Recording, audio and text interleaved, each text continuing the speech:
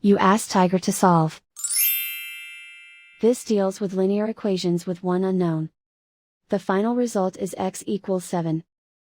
Let's solve it step by step. Simplify the expression. Expand the parentheses. Simplify the arithmetic.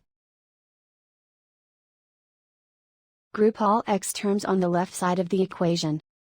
Subtract 3x from both sides. Group like terms.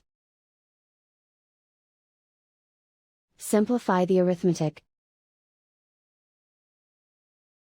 Group like terms. Simplify the arithmetic. Group all constants on the right side of the equation. Add 10 to both sides.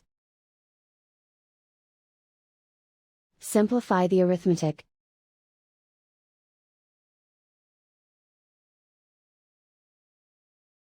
Convert the x into a positive number. Multiply both sides by -1.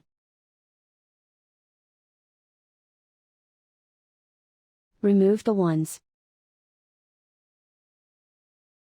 Simplify the arithmetic. And so the final result is x equals 7.